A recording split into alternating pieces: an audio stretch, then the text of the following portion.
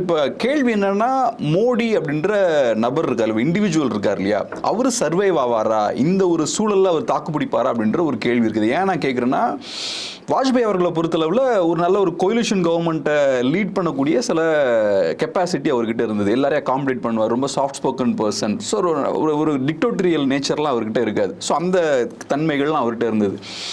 அது வந்து மோடி அவர்கள்ட்ட இருக்கா அப்படின்ற ஒரு கேள்வி இருக்குது. ரெண்டாவது, மோடி அவர்களுக்கு வயசும் ரொம்ப அதிகமாயிருச்சு. மூணாவது முக்கியமான ஒரு விஷயம் என்னன்னா, இது வரைக்கும் மோடி அவர்கள் செகண்டரி லெவல் லீடர்ஸ் எல்லாம் மேலே வர விடலை. மகாராஷ்டிராவில் ஃபட்னாவிஸாக இருக்கலாம், யூபியில் ஆதித்யநாத்தாக இருக்கலாம், இங்கே ராஜஸ்தானில் வசுந்தரா ராஜியா இருக்கலாம். ஸோ அவங்களெல்லாம் ஓரம் கட்டும் போது நீங்களாம் தேவையில்லை, நான் ஓட்ஸை கொண்டு வருவேன் அப்படின்றது தான் லாஜிக். மோடி அப்படின்ற அந்த ஃபேஸுக்கே ஓட்ஸ் வரும் அப்படின்றதான் லாஜிக். அதே மாதிரி 2014 பார்த்தோன்னா ஜெயிச்ச எம்பிஸுக்கு வந்து நிறைய பேருக்கு 2019 சீட்ஸ் கொடுக்கல. ஏறக்குறைய 33% சிட்டிங் எம்பிஸ்க்கு சீட்ஸ் கொடுக்கல. 2024 ஏறக்குறைய 40% சிட்டிங் எம்பிஸ்க்கு சீட்ஸ் கொடுக்கல. ஸோ லாஜிக் என்னன்னா, நீங்களாம் தேவையில்லை, ஓட்ஸ் நான் வாங்குவேன், என்னோட ஃபேஸ் வாங்கும் அப்படின்றது தான் மோடி அவர்களோட லாஜிக். பட் அது இந்த ஒர்க் ஆகலை, சரியா ஒர்க் ஆகலை. Modi image, brand Modi work ஆகலை. ஸோ இதெல்லாம் சேர்ந்து மோடி அவர்களோட லீடர்ஷிப்புக்கு ஒரு சேலஞ்சாக அமையுமா? பிஜேபி ஒரு புது லீடர் நோக்கி மூவ் ஆகிறதுக்கான வாய்ப்பு இருக்கா?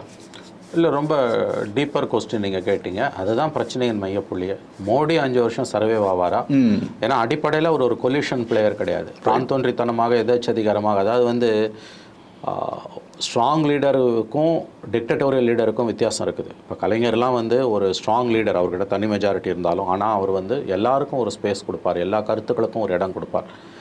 இந்திரா காந்தியெல்லாம் ஸ்ட்ராங் லீடர் தான், ஆனால் வந்து இந்த எமர்ஜென்சியை தவிர்த்துட்டு பார்த்தீங்கன்னா மற்றவங்களுக்கு ஒரு ஸ்பேஸ் கொடுத்தாங்க. ராஜீவ்காந்தி அதே மாதிரி தான்.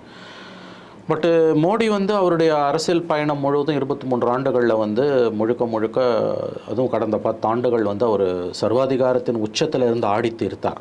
அதுக்கு வந்து வாய்ப்பு இனிமேல் கிடையாது. நிச்சயமாக அவர் அகாமடேட்டிவாக தான் இருந்தாகணும்.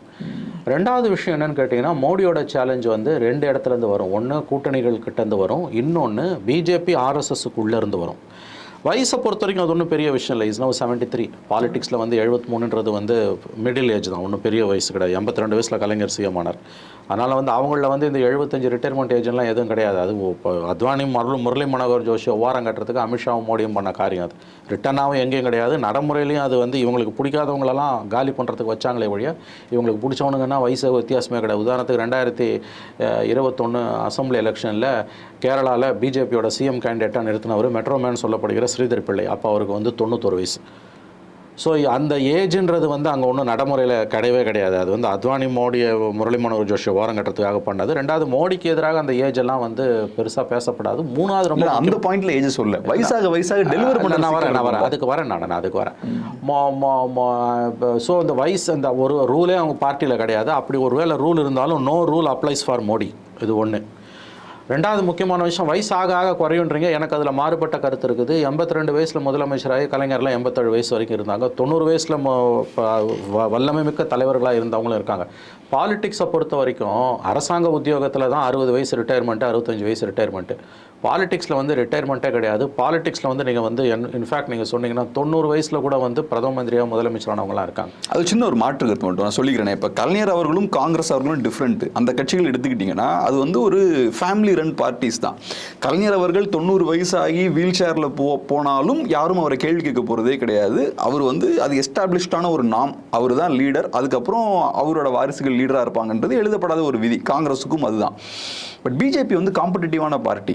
மோடி அவர்கள் நாளைக்கு அவர் டெலிவர் பண்ண வேண்டிய விஷயங்களை டெலிவர் பண்ணலன்னா டெஃபினட்டாக பிஜேபிக்குள்ளேருந்து வாய்ஸஸ்லாம் வர ஆரம்பிக்கும். இல்லை, அது ஏஜ் சம்மந்தமாக வராது. இன்றைக்கி அவருக்கு மெஜாரிட்டி இல்லைன்றதால வரும். நான் வந்து ஏஜை வச்சு ஒரு மோடியோட பர்ஃபார்மன்ஸ் வந்து வருங்காலங்களில் வந்து தொய்வடையும் நான் நம்பலை. ஏன்னு கேட்டிங்கன்னா, பாலிடிக்ஸில் as long as you deliver, age is not a problem.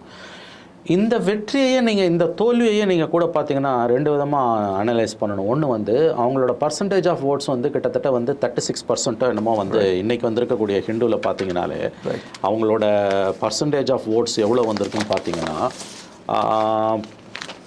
I think last time they cross 38+. இந்த தடவை எவ்வளோ வந்திருக்காங்கன்னு பார்த்தீங்கன்னா, ஓவராலாக 543 தொகுதியில் பிஜேபி வந்து 240 ஜெயிச்சிருக்கு. ஓட் ஷேர் வந்து 36.6%. 36.6% இஸ் அ குட் ஒன். நீங்கள் அது ஒன்றும் தப்புன்னு சொல்ல முடியாது. பெரிய நம்பர். லாஸ்ட் டைம் வந்து 38 பாயிண்ட் ப்ளஸ், இந்த தடவை 36 point plus, just 2% less.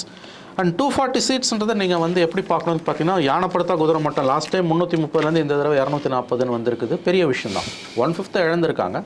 But Vajpayee பீரியடில் 2 தடவையும் அவங்க 152 தான் வந்தாங்க. 98 ஜெயலலிதா, 99 கௌத்தப்ப 182, அதே ஆண்டு அவர் ஜெயிச்சு வந்தப்போ 182, the same number. So percentage of ஓட்ஸ்னு படி பார்த்தீங்கன்னா, பீப்புள் ஆஃப் இந்தியா, இந்திய மக்கள் தான் மறுபடியும் ஆளணும்னு நாங்கள் நாடு விரும்புகிறது. ஆனால் உங்களுடைய சர்வாதிகாரத்தன்மை நீங்கள் மாற்றிக்கொள்ள வேண்டும். டீம் பிளேயராக நீங்கள் இருக்கணும், கொலிஷன் கவர்மெண்ட்டாக இருக்கணும்னு தான் கடிவாளம் தான் இந்த எதிர்க்கட்சிகளுக்கு, பிரதான எதிர்க்கட்சி கொடுக்கப்பட்ட 99 சீட்டு.